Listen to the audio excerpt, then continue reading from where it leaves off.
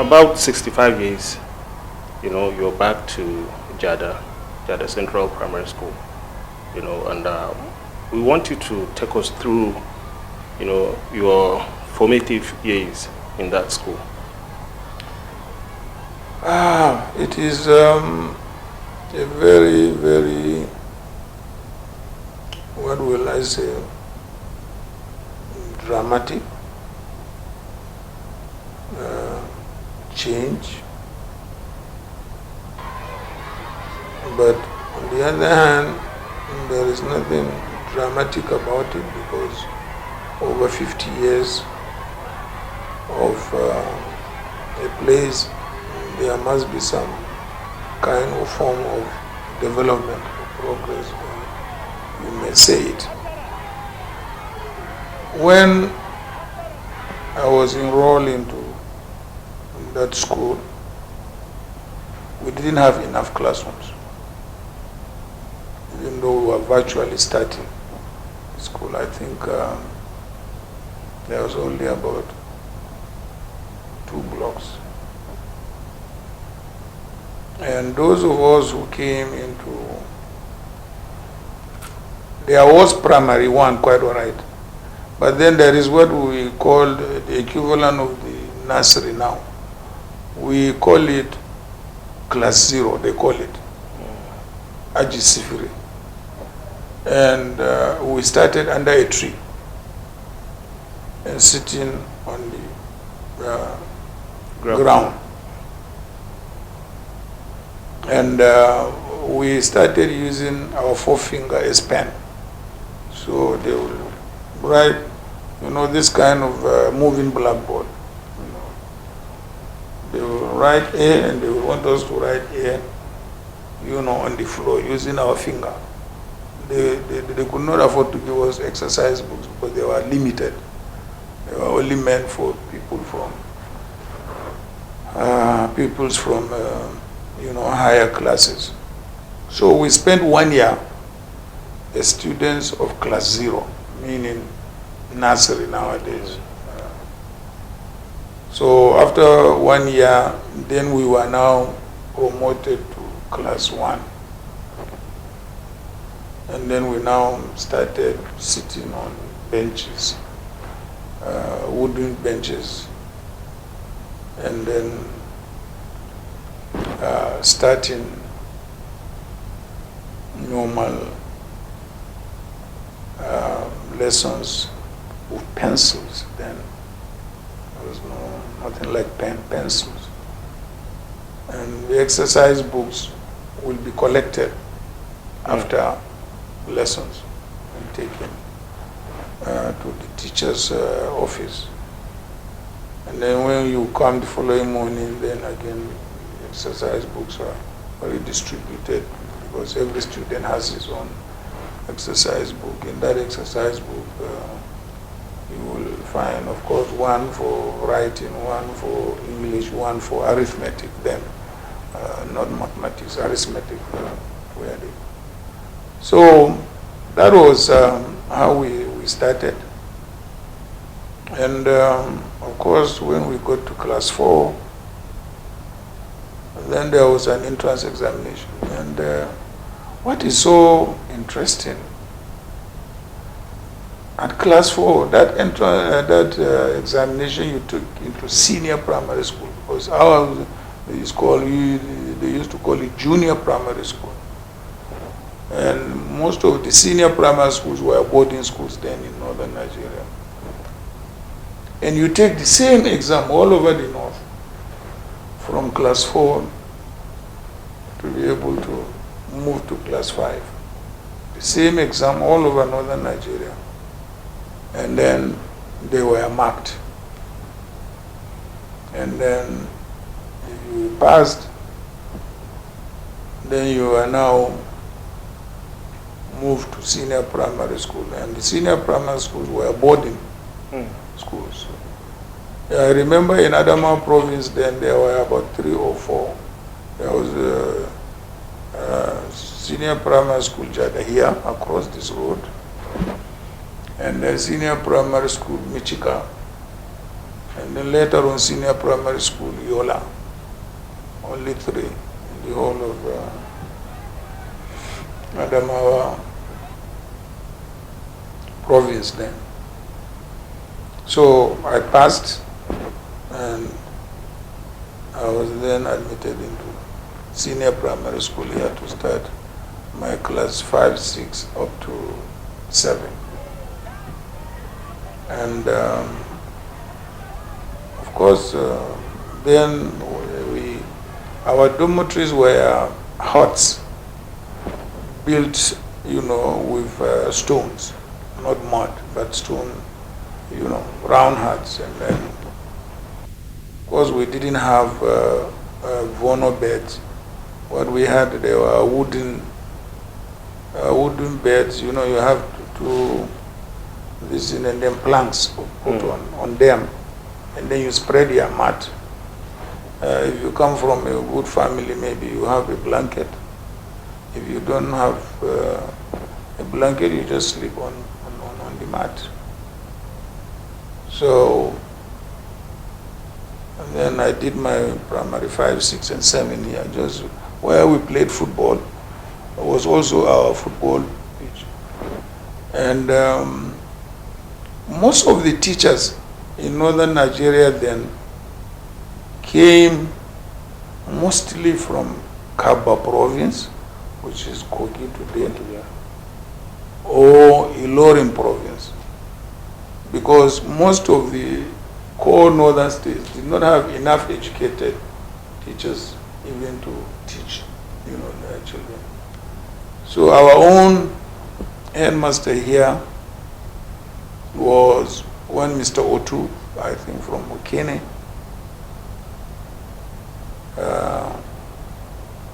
And since then, his family has lived here. Unfortunately, he must have died of heart attack, because I remember he was like taking us on a jog from the dormitory area to this football ground. We were jogging along with him. And he suddenly fell before my very eyes. And when he fell, by the time they went and picked him up, he was dead. And apparently his family is still living here. His children have become indigenous of this place now. Some of them have become medical doctors, some of them engineers. They are still living here, here in Jeddah. So we, of course, after we now again took what they used to call common entrance examination to the 2 government colleges in northern Nigeria and the provincial secondary schools. As well also the craft school, then they used to call them. The craft schools were schools that were established to teach HND then of London, in a number of trades. And the practice then was the brightest students were given admission to the 2 government colleges, Zaria and Kefi. And then the next brightest students were then also given admissions to the various provincial secondary schools. Then the 3rd category, were then sent to the craft schools. And the 4th and the last were then sent to because every local government then had what they call farm centers.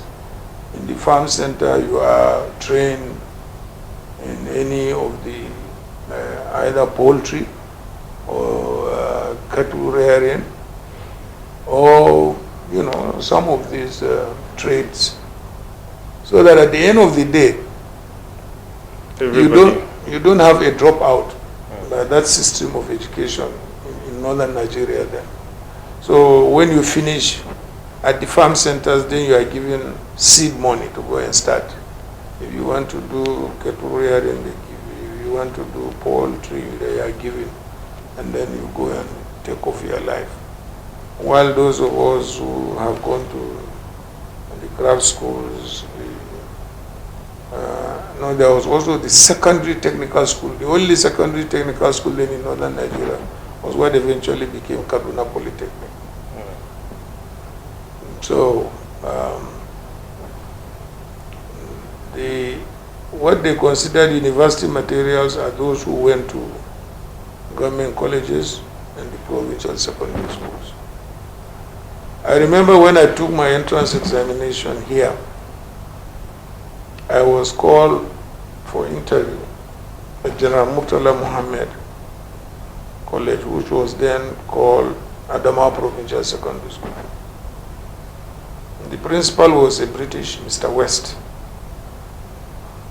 When I entered his office for an interview, he said, Atiku. I said, yes, sir.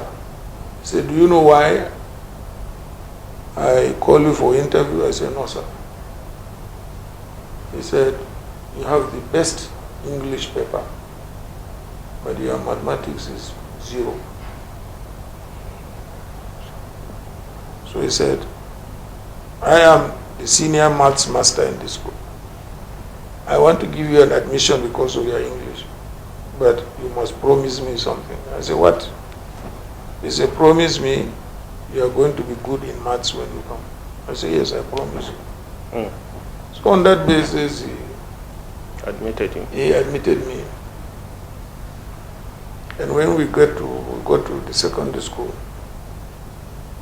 he now went and introduced a weekly period. He had one period. You have English, geography, history, blah, blah, woodwork, metalwork. You now, in our class, he introduced a period. You know what he called the period? Principal. Principal? Yes, he just put principal. So as soon as he came into the class, he will give us a sheet of paper. He said, okay, mental from 1 to 20. What is 5% of 20? What is point this? What is this? What? Right. I could hardly get 5 over 20, sometimes 2. I got tired of failing mathematics, and I had promised him that I was going to pass it. You know, yeah. So, one of the terms, at the end of the term, we got our normal holidays.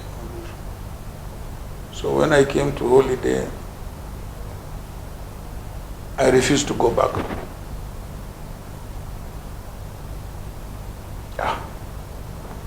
1 week, 2 weeks. Then they had to send then the native authority, a Ghanaian native authority.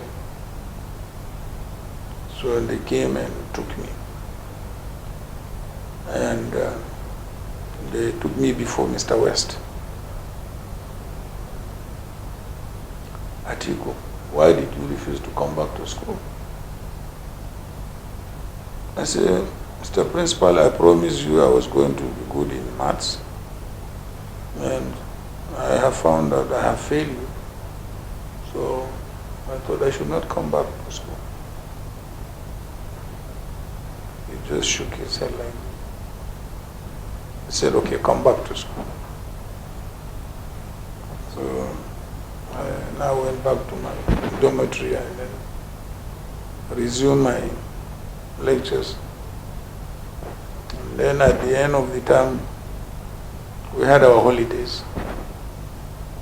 And they now told us that Mr. West has been transferred either to Kefi or Zaria, one of the government colleges. For him, it was a promotion from a provincial secondary school to the only 2 government colleges. So he left. And we had his replacement, who was called Mr. Pollock.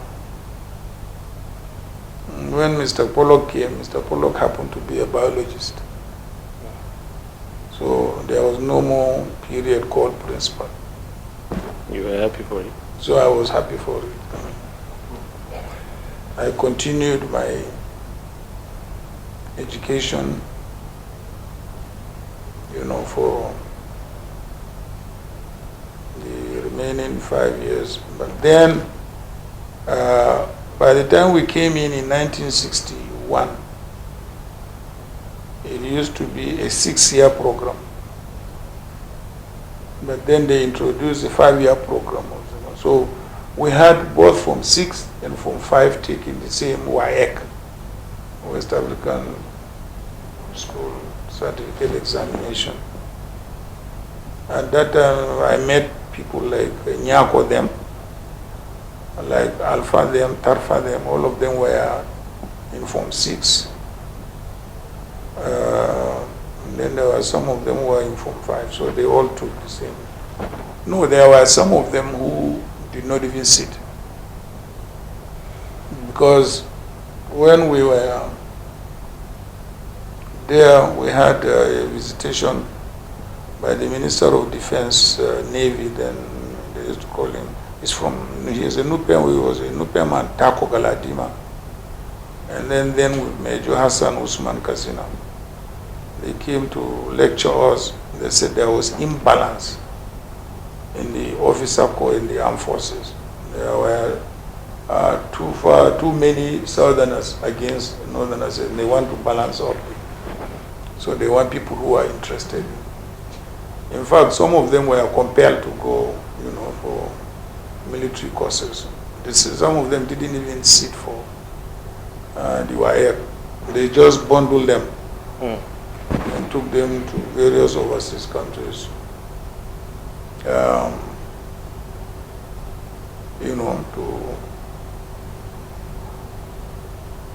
To undergo various military training, either Air Force, Army, or Navy.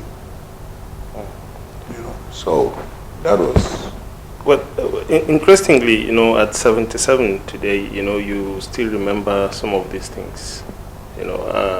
Recently, I was on a platform, class of 88, when I graduated from secondary school, and they were asking, us to find out, whether you are in A, B, or C. I found it very difficult to remember. So interesting that you still remember these things. Now, before we go back to this Jada issue, your encounter with principal, the sincerity, how did you come about that, that value of sincerity at that young age? Well, it's a very simple and straightforward issue. I mean, you have a promise between two individuals, and one has failed. I think it is only fair that you should be honest, about it. I promised. Unfortunately, I couldn't deliver. So it depends on how one is brought up. To tell the truth or to be lying all the time.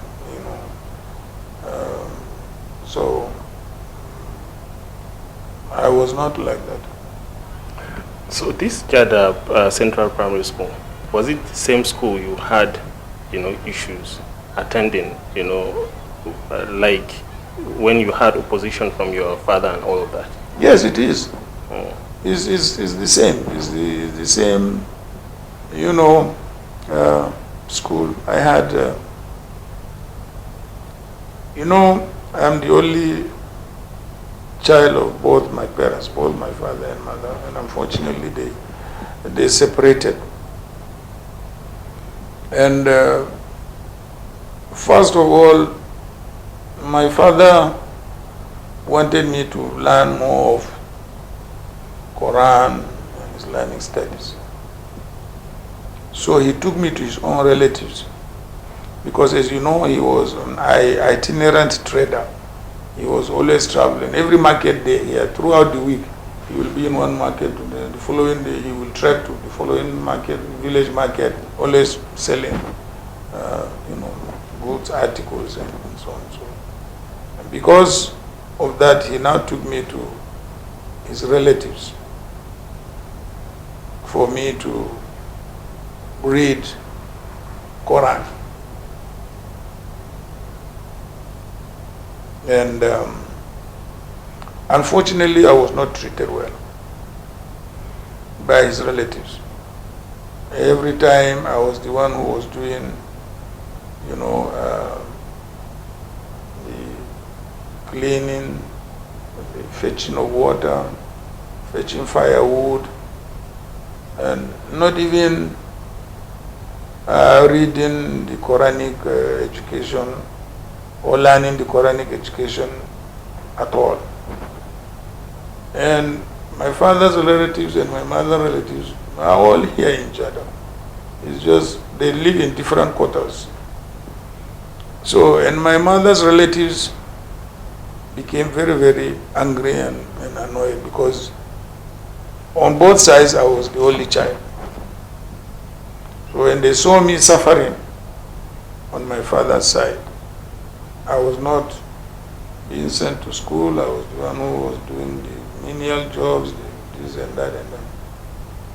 So they now went to my father's side and snatched me back to their own side. And then my mother's elder brother now enrolled me into school. That brought a lot of misunderstanding between the two sides until my father died. So my father got annoyed.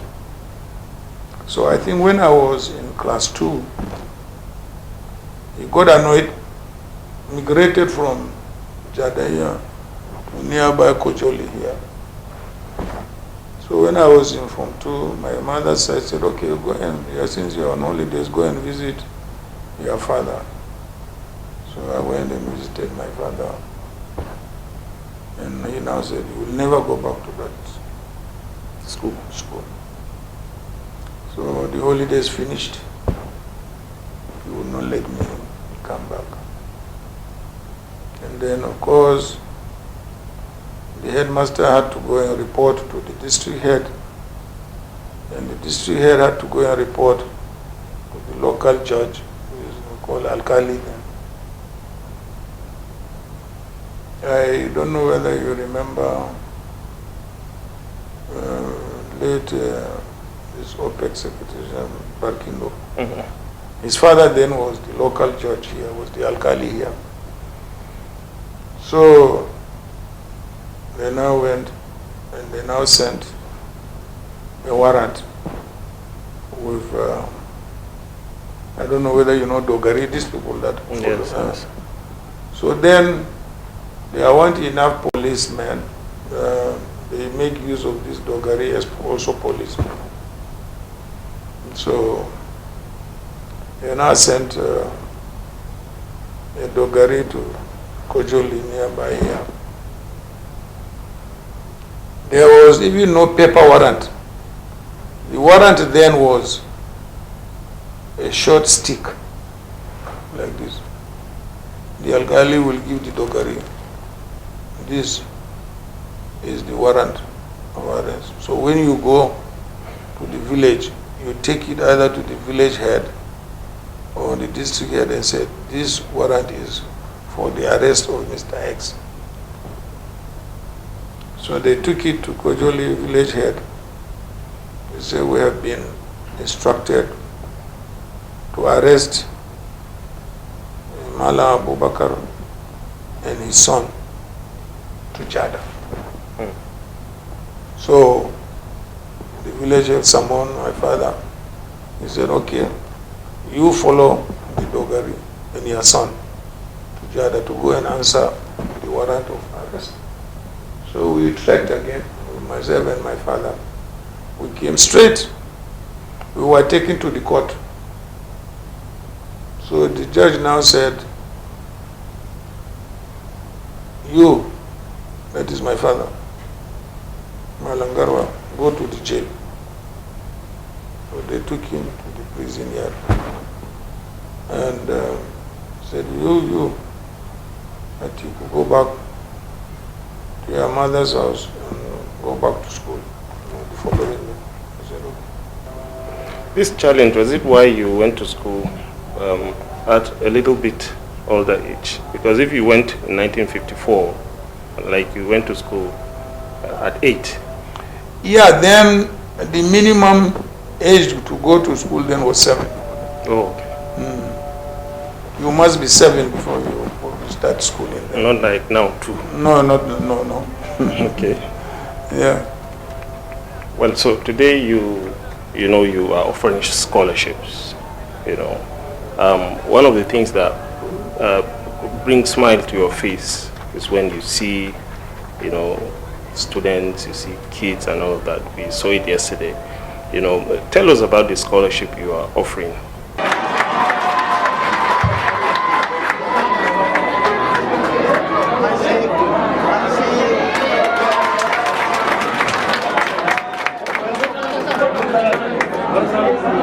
Akwai Rukaiya Gidado. Rukaiya Gidado.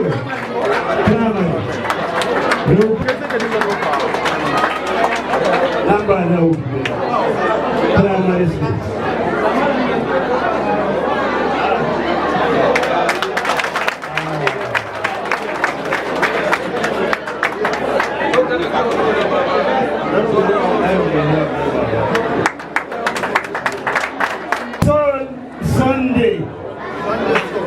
Sunday, sorry. Sunday is good.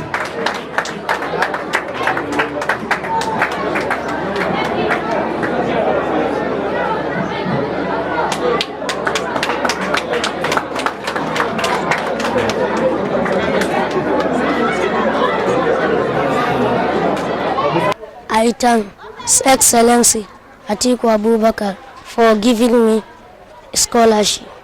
Well, the offer of the scholar, I think my children have come together and said, look, Dad, you have been offering scholarships, you have been educating, you have been doing this without a formal structure.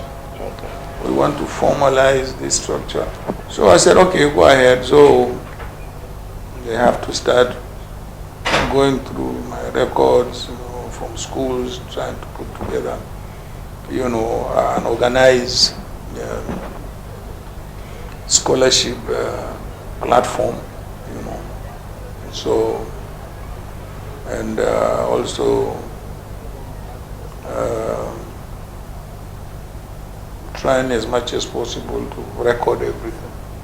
Today we have seen, that the Nigerian child, is increasingly having, bleak future.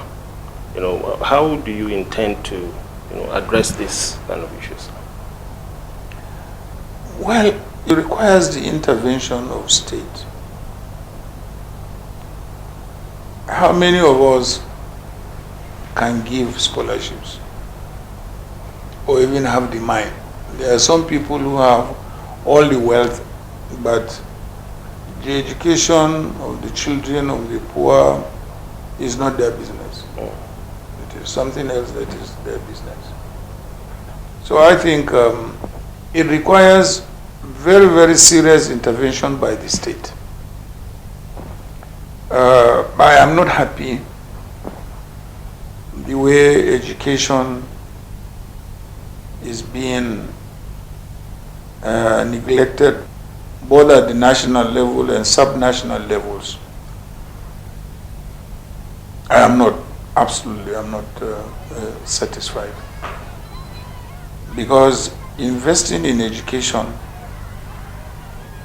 is paramount.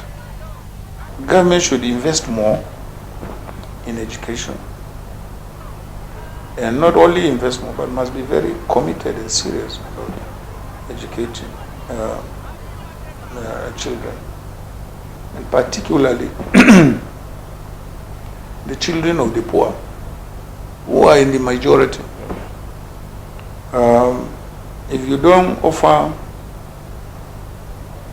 free, compulsory, qualitative education for the children of the poor, you will just be breeding criminals.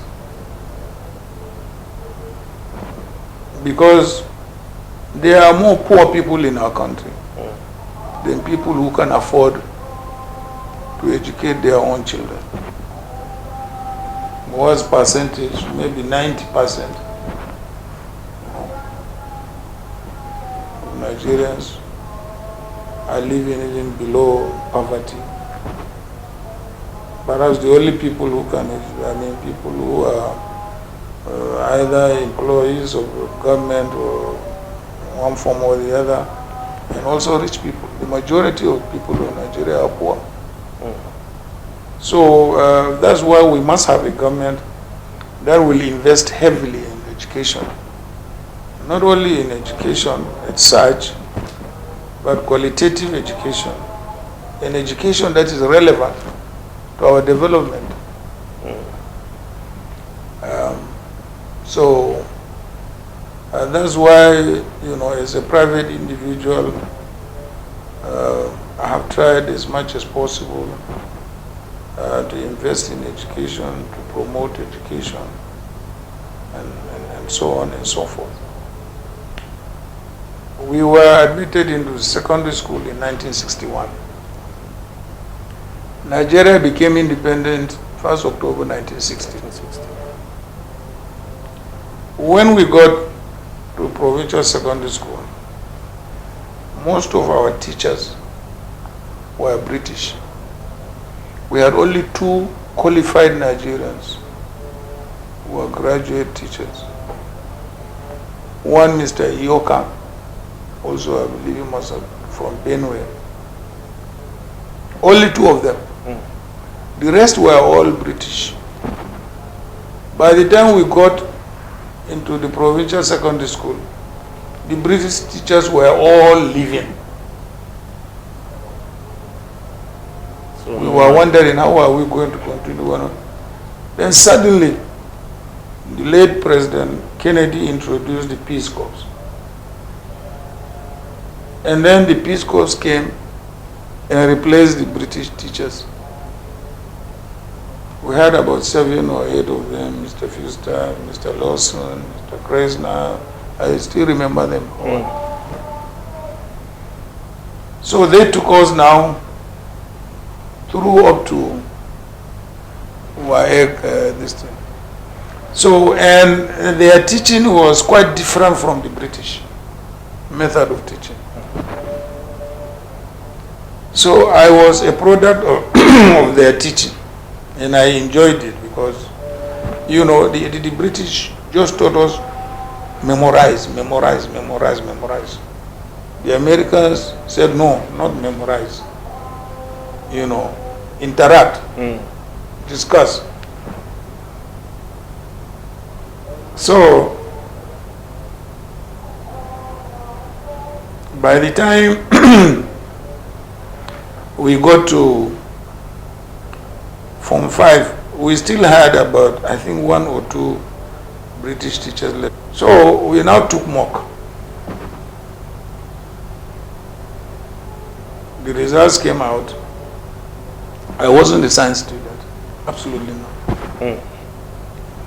So, but I marginally, excuse me, I marginally passed physics, chemistry, biology, marginally, in the mock exams.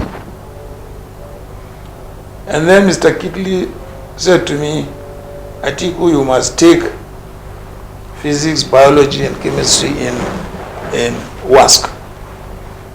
I told him, Mr. Kitley, I'm not going to take because I'm not going to pass them. He compelled me. I entered for them. I was essentially an art student. Yes. So I selected my subjects very, very carefully. So when we came to sit for the exams, when it was physics, I disappeared. When it was chemistry, I disappeared. When it was, I think, was it maths or biology, I disappeared. I never showed up at the exam hall. You may be wondering why.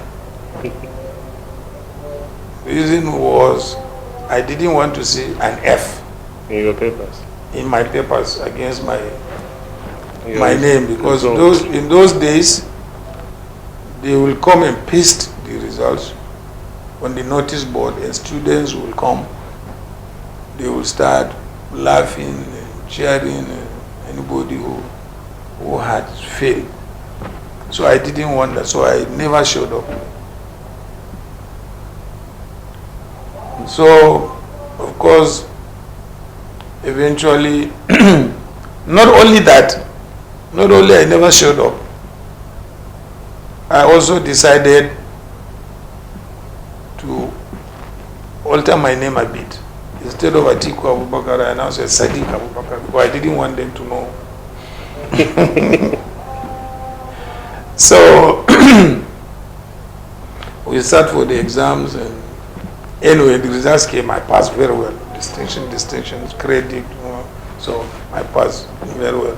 Well, congratulations. Thank you. And, Thank you very much. So, and then of course, after the results came out, then I went to court to swear to an affidavit. As Sadiq Abubakar is the same as Atiku Abubakar. Okay. As early as that time, because I had in fact enrolled to study a degree in law through correspondence, and then I had correspondence with the University of London, and then they said, okay, we have seen your results, this and this, but this is it. So I now immediately went to the court to say, look, I am the same Atiku Abubakar as Sadiq Abubakar.